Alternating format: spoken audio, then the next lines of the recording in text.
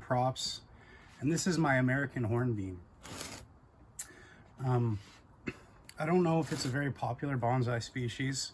Often you'll see the Korean or Japanese hornbeam, but this one was growing near my house, and you know, it's got beautiful bark once it gets older.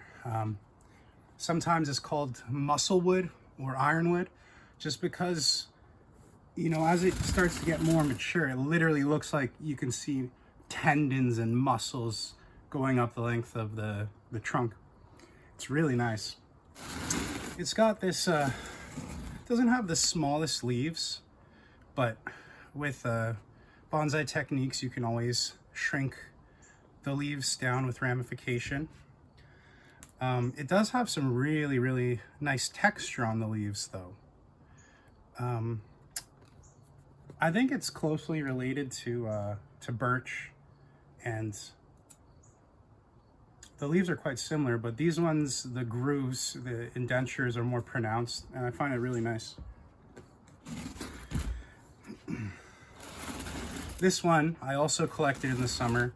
I gotta stop collecting in the summer because the success rate isn't as good as the spring. It's quite stressful on the trees to be transplanted in the summer like that, but this one seems to be bouncing back. A lot of the growth is right near the base, where the root flare is, and that's not a bad thing, because these can be sacrificial branches, which will help increase that root base and widen it out and make it nice. And then once I'm satisfied with it, I'll cut these off. It's got a bit of growth up higher here.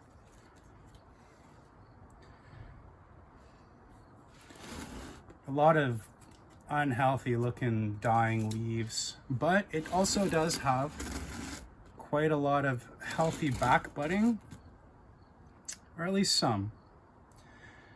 I think with this one, what I'm gonna do, once again, is wait till the spring. I'll see where it buds from, where it buds back, and then I can decide on its structure. So maybe I'll get a close-up here of the Yamadori so you can see the potential.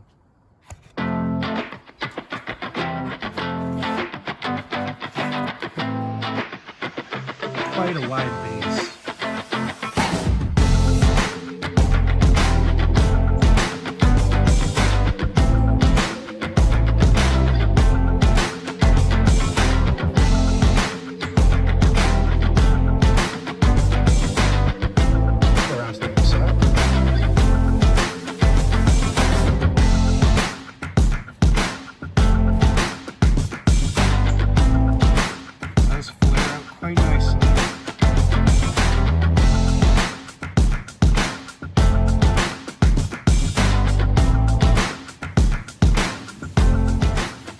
Okay, so this is the second hornbeam I collected. These are all growing near my house in a place where they're putting in a highway off-ramp. So these are all gonna get dozed, and I capitalized on the opportunity to harvest them. Unfortunately, it wasn't the right time of year. This one was actually connected to the first hornbeam that I grabbed, and is actually in the way when I was trying to dig the hole around it. And when I first saw it, I didn't think anything of it, so I just hacked the top off with a hatchet, and I was really careless and rough with it. And once I pulled it out of the way, I realized what I had done. Like this one was better than the first one, even though it didn't seem like it at the time. I guess the base was covered with dirt and moss, but man, does it ever have a nice Yamadori. This hasn't grown any new leaves since I harvested it, and I'm pretty sure it's dead. Pretty sad, you know, but it was gonna die either way, so at least I tried. I'll store it over winter, and you never know, maybe I'll get some back budding in the spring. Anyway, that's it for this one.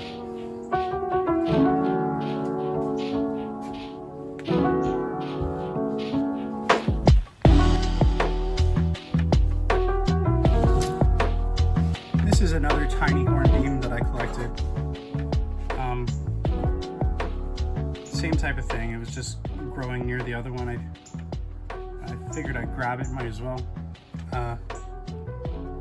Not much to say about this one. I don't know if it'll make it once again. I need to start harvesting in the spring. This hornbeam, the fourth and final one. I'm not having much luck with these. Harvesting them in the summer was a bad idea. This one though, I thought just had such great potential. Such good movement in the trunk. So unique. I really hope this one comes back in the spring because I have some big plans for it.